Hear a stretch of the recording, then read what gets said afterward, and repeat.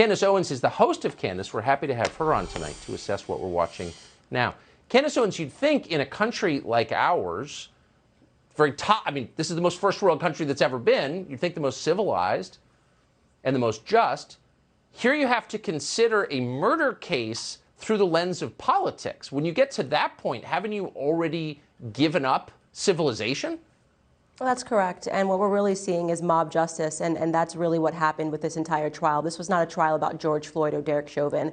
This was a trial about whether the media was powerful enough to create a simulation and decide upon a narrative absent any facts, whether it was powerful enough to repeat showing and talking about a 9-minute clip that came from somebody's cell phone without adding any context, without showing the full, the full police video, which they could have released. They refused to release the full body cam, which would have added more clarity to the fact that the media was lying. The media came out. Let's not forget this, Tucker. The media came out and told us that this was a man who was just getting his life together. He was a good, good member of society, and he got mixed up because a racist white police officer had it out for him and killed him.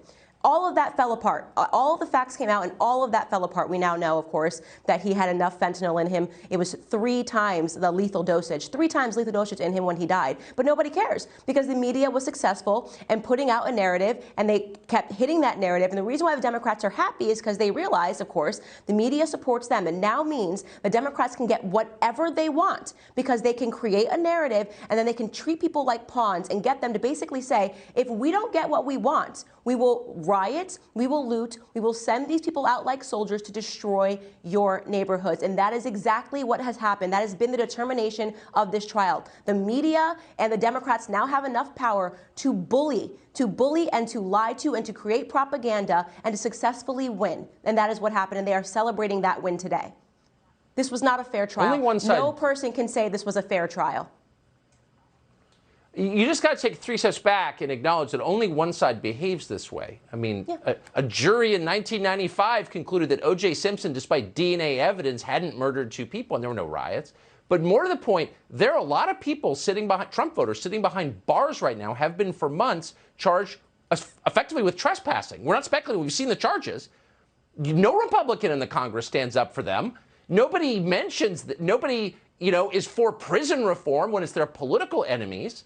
That's not equal justice, but nobody says it. Why is that? Because we have 2 pandemics going on right now. There's a pandemic of ignorance in this country, and that is only allowed to fly because we also have a pandemic of cowardice in this country, okay? So we have people that are purposefully putting out a bunch of ignorant claims, and then we have people that are too cowardly to stand up and say, you know what, this is wrong. There has been so much that has been going on in this country that is wrong. You talk about it, I talk about it, but we do not have people that are sitting in Congress that are willing to take this fight where it needs to be taken. By the way, you bring up Maxine Waters inciting violence. I'm so old, Tucker, that I remember when a man said, march peacefully and patriotically to the Capitol, and that was considered an incite to violence, right? That was like, oh my God, stop the press, get this person disappeared from social media because he is calling for violence. Look at what Maxine Waters says. No one in the media is condemning these remarks. That same media that condemned Trump and his supporters for weeks on end is now defending Maxine Waters. And we both know this is not the first time that Maxine Waters has incited violence. Don't forget,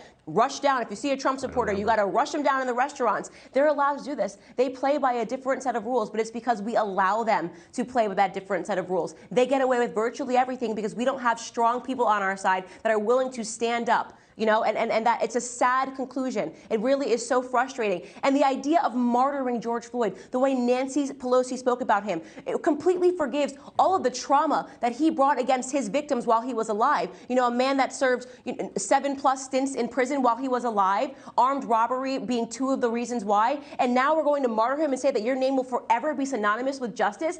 Imagine, Tucker, if you are one of his victims that is alive, one of his victims that he armed robbed, and you have to hear that this man's name will always be synonymous with justice. How would that feel to you? I feel like we are living in fiction right now in America. We are losing this country, and we are living in fiction because people are not strong enough to call out this stuff. And I feel like I'm one of the only ones who has the courage to say, I will not be mobbed into a different reality. This is why they try and pull you off the internet, because you're not afraid. I just got to ask you, it's frustrating, of course, to watch what you and I have been talking about, where one side ferociously defends its power, the other side abandons its voters to jail.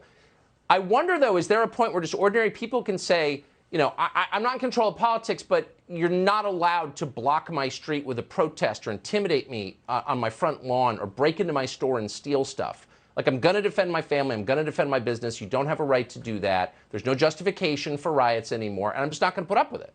No. Will we get to that point, do you think? No, we're not going to. That's why they're already moving the ball. They're already moving it. They're moving the goalpost already because they're saying right now that that's not enough. That wasn't justice, by the way, because what they're saying is what they want is a perpetual revolution. It's why they want people to be ignorant. It's why they want people in the education system to learn nothing but race and how to be angry. They want people acting like toddlers because when people are ignorant, they act like toddlers. They whine, they complain, they cry because they are absent facts. They are absent knowledge. So we are actually seeing a systemic oppression that is taking place that is rotten. It is throughout the propaganda that's taking place in the mainstream media, and it is working with the education institutions, teaching critical race theory and all of this nonsense to make sure that we are mass producing failures that are angry and that are violent and that are willing to riot and loot on behalf of the Democrats, because that's all they want right now are pawns in their nefarious scheme to take over this country.